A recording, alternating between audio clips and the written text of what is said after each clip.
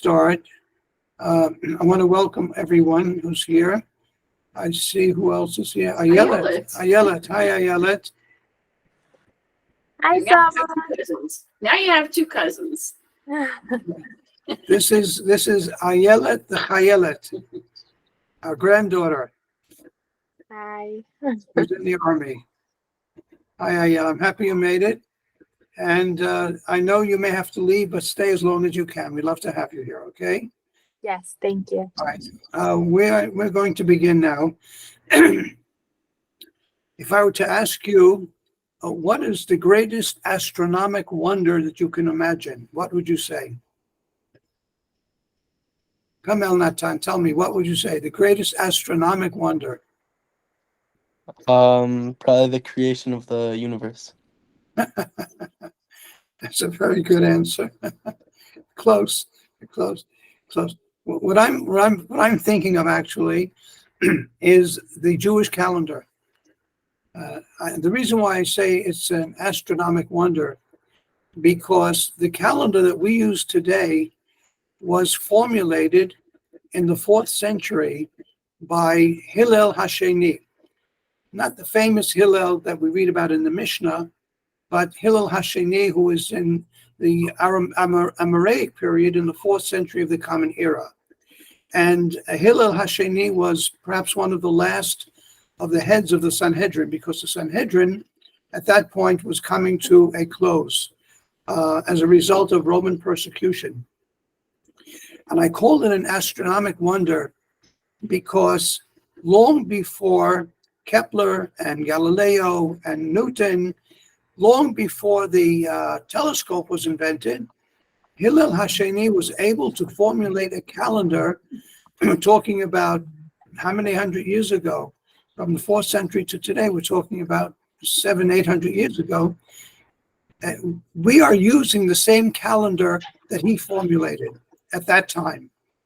It's very exact, and it takes a tremendous amount of knowledge of astronomy to be able to formulate a calendar. Now, why did he formulate a calendar? What did they do before the calendar? If without a calendar, how would you know when Pesach begins? How would you know when it's Tu B'Shvat? How would you know when it's Sukkot or Shavuot? You need to have a calendar for all this information. So until his time, the way the calendar was determined was visual sighting of the moon. As you know, every month the moon grows larger and larger and larger, and then smaller. It disappears usually for one night, and it may appear the next night or the night after that. The lunar month is 29 and a half days, approximately 29 and a half days. So the new moon will appear on one of two nights, either the night after the 29th day, or which would make it the 30th, or the following day, in which case Rosh Chodesh, the new moon, would be on the 31st day. It cannot be earlier or later than that, but the possibility is always there between these 2 days. And the witnesses would come to the Sanhedrin being the Supreme Court in Jerusalem, later in other places, and they would testify. They would testify and say, last night we saw the first crescent of the new moon. The Sanhedrin would ask, where did you see it? In the east, the west, the north, the south, what was facing, what direction, and so on. They knew the astronomy to make sure that it was correct. And if the testimony was correct, they announced, today is Mekudash, today is holy, today is Rosh Chodesh. And if today is Rosh Chodesh, and this is the month of Nisan, I know that on the 15th, I begin to celebrate Pesach. And that's how it worked from the time of Moshe Rabbeinu until the time of Hillel Hasheni. When the Romans, part of the Roman persecution was to abolish Judaism, to abolish Torah observance. So one of their decrees was to abolish the Jewish calendar and the Sanhedrin, because the Sanhedrin was responsible for the Jewish calendar. So that's why it was necessary for Hillel Hasheni to establish a calendar. To give you an insight as to how amazingly accurate our calendar is, in the 16th century, Pope Gregory XIII reformed the calendar by jumping 11 days, which means that in his time, if tomorrow would be October 4th, he said, it's not October 4th, it is October 15th. Put on your calendar, October 15th. 11 days are absolutely scratched out from the calendar because the calendar that was used till that time was inaccurate, whereas ours is the same one that's being used for all of these centuries. Now, our calendar is not a lunar calendar, as is the Muslims. The Muslims have a lunar calendar. And our calendar is not a solar calendar, which is a calendar used by the Christians, but ours is a lunisolar calendar, meaning our calendar includes both the moon and the sun. How is that possible? The solar calendar has 365 days plus 1 quarter. The lunar calendar has 29 days and a half. How can you justify, and which means that in a year, the lunar calendar would have 354 days. So 354 days is 11 days less than the solar calendar, 365 days. How are we going to justify, or how are we going to correct the two calendars so that they will be in coordination with each other? And it's necessary. It's necessary that we have both a lunar calendar and a solar calendar, because the Torah says that Pesach must be in the spring. Now, if you only have a lunar calendar, as do the Muslims, every year Pesach will come earlier and earlier and earlier. It'll be in the wintertime. It'll be in the fall. It'll be in the summer. It's not going to be a spring festival. Chag Aviv. Sukkot is supposed to be Chag HaAsif, the time of the ingathering of the crops. Again, if you don't have a solar calendar, you're not going to have the seasons that the Torah requires. On the other hand, the Torah says that the month is to be determined by the moon. So how do you reconcile the moon calendar with the sun calendar? Again, the answer is very simple. Within every 19 years, there are 7 years that are leap years. This year being one. What is a Jewish leap year? We add not one day in February, we add a whole month. So this year, after the month of Shvat, we're now in the month of Shvat. The following month will be Adar Aleph, and the following month will be Adar Bet, and then the following month will be Nisan. So by adding a month periodically, as I say, 7 out of 19 years, you justify the solar calendar with the lunar calendar, and now you're on target. Now, the days of the week have no names. For example, today is Yom Revi'i. There is no Hebrew name for Wednesday. Yesterday was Yom Shlishi. Tomorrow will be Yom Chamishi. The only day of the week that has a name is Shabbat. Why is that so? So that every day of the week we can remember the creation of the world. Every day is a commemoration of creation.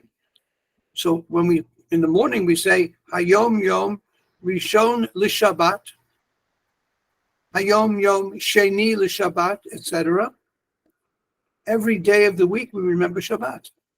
And the Ramban, Rabbi Moshe ben Nachman, says that is a fulfillment of Zachor et Yom HaShabbat L'Kadisho. Remember the day of Shabbat to sanctify it. And the remembrance should be each and every day, not just on Shabbat. Each and every day we should remember Shabbat. And I can tell you that my beloved wife, Chaya, remembers Shabbat every day of the week, because on Sunday she's preparing the menu for the next Shabbat, and then on Tuesday she's shopping, and Wednesday she's starting her cooking, Thursday she's cooking. So we have Shabbat preparations all week long. This is remembering the Shabbat. Now, what about the months? Do the months have names? Not in the Torah.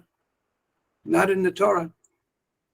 What we call Nisan is Rishon, Chodesh HaRishon, and Chodesh HaSheni, and Chodesh HaShlishi, and Chodesh HaRavi, etc. There are no names. Not one month has a name. Why do we have numbers instead of names for the months? For the same reason that Shabbat, that the days of the week have no names, so that we remember Yetziat Mitzrayim every single month. If I say this month is the month Chodesh Rishon, the first month, Rishon to what? It's Rishon of the first month of the time of the Exodus. The Exodus took place in the month of Nisan, the first month, and therefore we count the months in numbers and ordinal numbers, first, second, and third, and so on. All going back to remembering Yetziat Mitzrayim. However, we don't use that. We don't use those names anymore. We don't say this month is the 5th month or the 6th month. We have names for the month. We are now in the month of Shvat. Next month is the month of Adar. Where did those names come from? Well, they came from Babylonia. Our names of the month are Babylonian names. And what are we doing with Babylonian names? So the Ramban, Rabbi Moshe Menachem, again says like this. He says, when the Torah uses numbers for the months, it's to remember the Exodus from Egypt.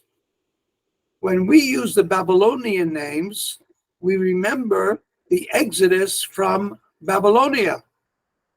We were in exile for 70 years, and then we returned from Bavel to Eretz Yisrael.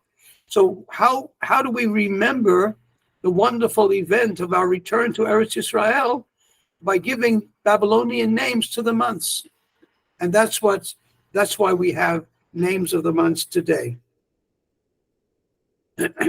Now, in our Torah portion, Parshat Bo, the Torah says as follows: Achodesh hazeh lachem, Rosh Chodeshim, this month shall be unto you the head or the first of all the months. Rishon hu lachem l'chodshei hashana. It's the first of the months. That sounds a bit redundant. Achodesh hazeh lachem Rosh Chodeshim, Rishon hu lachem l'chodshei hashana. It's almost a repetition of itself. However, there's one thing to keep in mind, that the word Chodesh has two meanings. Of course, Chodesh means month. And why is the month called Chodesh? Because Chodesh is Chadash.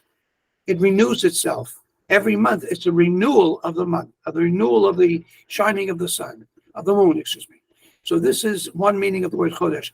But Chodesh also means Rosh Chodesh, the first of the month. And it's used in Tanakh to mean the first of the month. Therefore, when it says in the Torah, HaChodesh hazeh lachem Rosh Chodeshim, this is the first day of the month. And Rashi says the word hazeh, when you say hazeh, this, you're pointing to something. And what was Hashem pointing to when he said hazeh?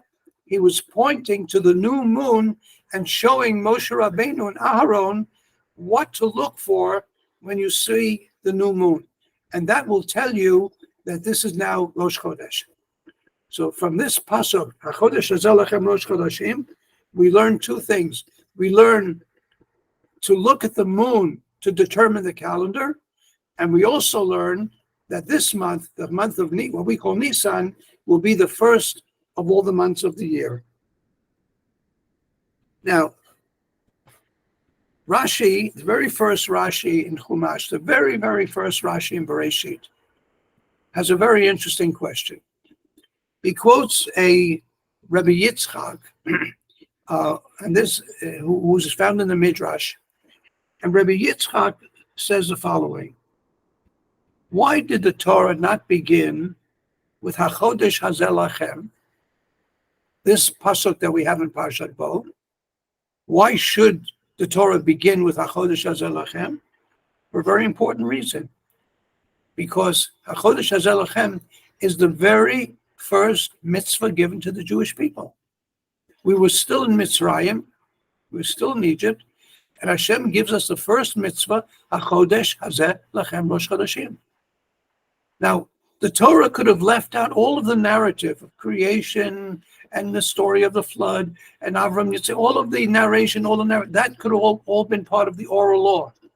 Because the Torah is basically a book of laws. And if it's a book of laws, it's a book of mitzvot, it should have begun with the first mitzvah, HaChodesh Hazeh Lachem, that you shall calculate the month, calculate the calendar. Why then did it begin with Bereshit bara Elokim et hashamayim v'et haaretz? And Rabbi Yitzchak answers as follows. There's a pasuk in Tehillim which reads as follows: Koach ma'asav v'gid la'amo, la'teit lahem nachalat goyim. The power of his deeds, he told to his nation. The power of his deeds, meaning what Elnatan said before, the creation of the world, he told to his nation, which means the story of creation is in the Torah. Why? Lateit lahem nachalat goyim, to give to the Jewish people the inheritance of the nations. What does that mean? If there will ever come a time when the nations of the world will say, listen carefully to this because this is current events. If there will ever come a time when the nations of the world will say, you are thieves, you conquered the land that belongs to the nations, the 7 nations of Canaan. What do we answer? What is our answer? So the Torah gives us an answer. All the world belongs to HaKadosh Baruch Hu.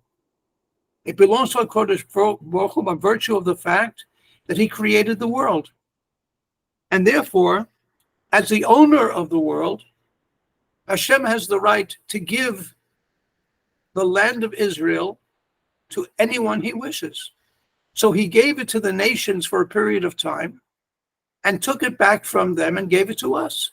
And he has every right to do that. And that is our claim to Eretz Yisrael. So this is a fascinating Rashi because it's current events, is what's happening today. There are nations today who say we have no right to Eretz Yisrael. It belongs to the Palestinians. It belongs to somebody else. Our claim is Hashem gave it to us. This is our claim to Eretz Yisrael. Not just the United Nations. Not just the vote of the United Nations. It was given to us by Hashem. And Hashem has every right to do that. So this is the first Rashi. Now, the Rashi here connects the calculation of the calendar and the new moon with Eretz Yisrael.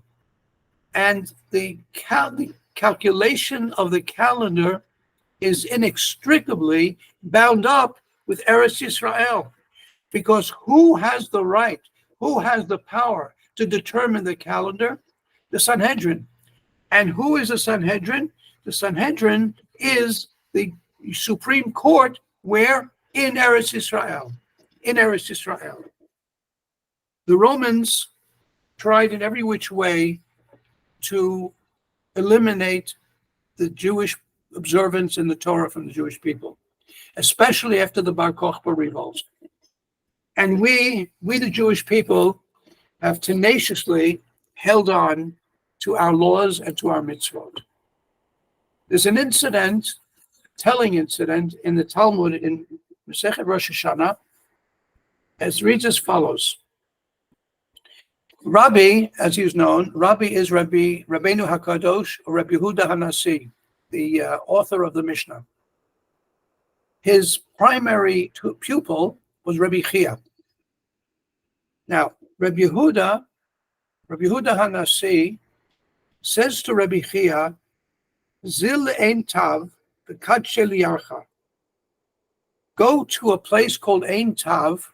We don't know exactly where that is today, but it's not in Jerusalem. And it's not where the Sanhedrin was actually located at the time. And he sent him on a mission to Ein Tav, Ushlach li simana, and send me a sign, send me a password that you have accomplished the Kiddush HaChodesh, that you've sanctified the month.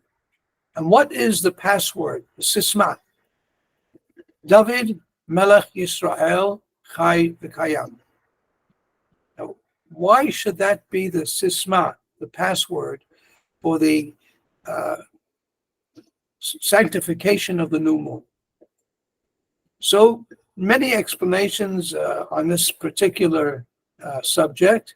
Some say that the reign of David HaMelech had its ups and downs, like the moon waxes and wanes. Some say it personifies the history of the Jewish people, where we've had our ups and we've had our downs, but ultimately there will be a full moon, meaning Yemot HaMashiach. And I found another interesting connection between the Kiddush HaChodesh and David Melech Yisrael Chai V'Kayam. Namely, if you take the gematria, the numerical value of David Melech Yisrael Chai V'Kayam, which is 819, is identical to the gematria of the words Rosh Chodesh. So therefore, Rabbi Yehuda Anasi was telling to Rabbi Chia, send me a message that you've established Rosh Chodesh with the words David Melech Yisrael Chai V'Kayam. Now we said before that the calculation of the month is inextricable with Eretz Yisrael. There's a very interesting story told in the Talmud, the end of Masechet Brachot. Masechet Brachot is the tractate in which last Sunday night we had a siyum with my grandson Eliyahu, which was a marvelous, marvelous event. This is towards the very end of Masechet Brachot. This following story is told.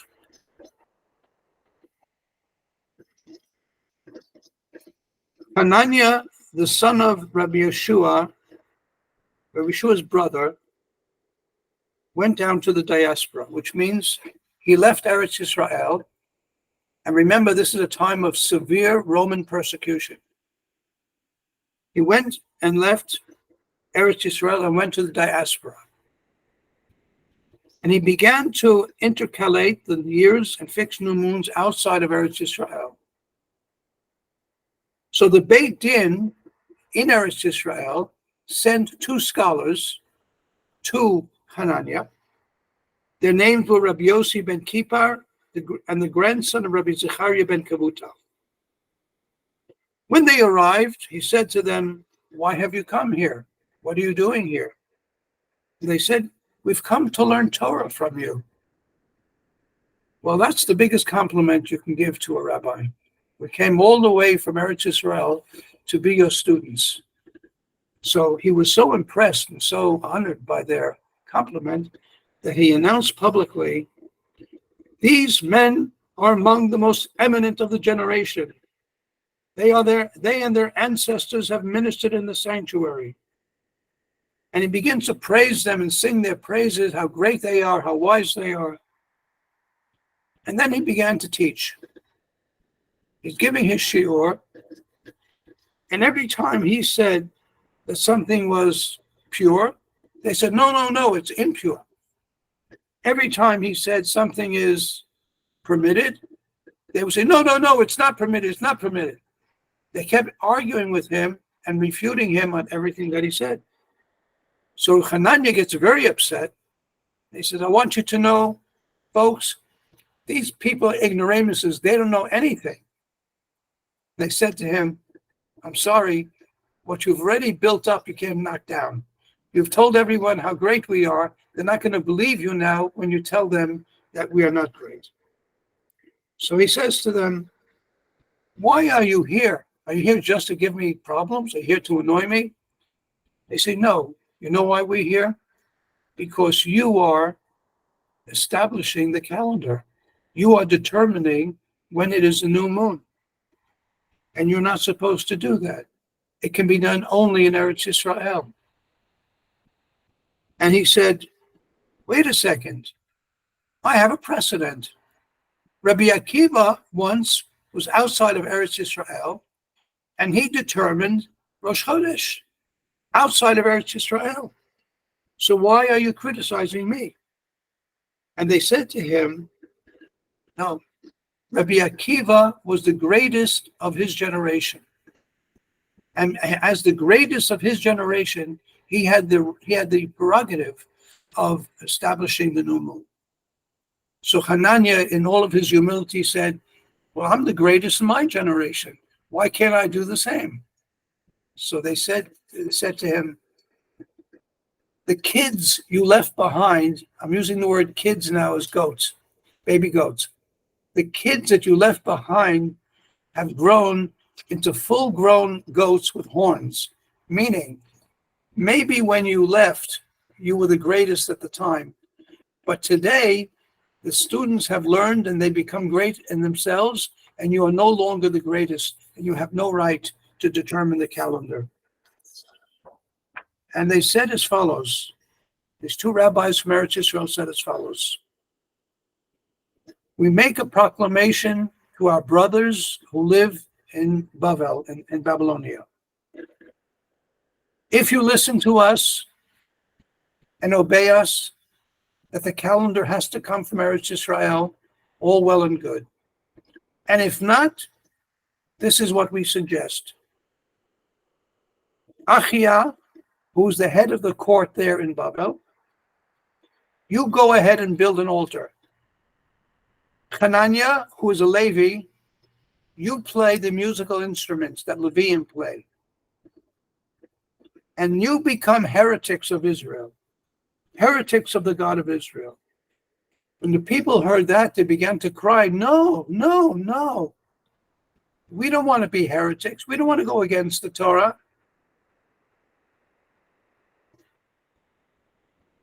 And they said, why? Why is it so important that the months and the years have to come from Eretz Yisrael? The calendar has to come from Eretz Yisrael. And they said very simply, there's a pasuk that reads, Ki mitzion tetzei Torah, udvar Hashem Yerushalayim. Mitzion, from Zion will come forth the Torah, and the word of Hashem from Yerushalayim. And the calendar is an intrinsic part of the Torah of Israel, the Torah of Eretz Yisrael, and it must come from Eretz Yisrael. So I ask, why then was this particular mitzvah chosen to be the first of all the mitzvot of the Torah? There are other mitzvot, many mitzvot, which are very important, supremely important. What makes the establishment of the calendar HaChodesh Hazeh Lachem, the very first of the mitzvot? And I think the answer is as follows. All the nations of the world have carved out their empires in space. In other words, the Babylonian Empire was in the territory of Babylonia. The Persian Empire, the Greek Empire, the Roman Empire, all settled in certain parts of the world in territories. The Jewish people have carved out an empire, not just in space. We've carved out an empire in time. Time is our empire. We are the ones who create time. We are the ones who determine when is Rosh Chodesh, when is Pesach, when is Shavuot, when is Sukkot, when is Tu B'Shvat, when is Chanukah, when is Purim. We determine that. That's our determination. Shabbat was determined by Hashem. That's every seventh day from the time of creation. That was determined by Hashem. But all of our festivals are determined by Us, we determine that, our calendar. Not only that, think of the number of mitzvot that are time-bound. Tefillin is time-bound. Tzitzit is time-bound. Sukkot, Lulav, Pesach, all of these are time-bound mitzvot. That's part of our empire. This is our empire, the empire of time. Now, territory, an empire of space, can be taken away by another nation.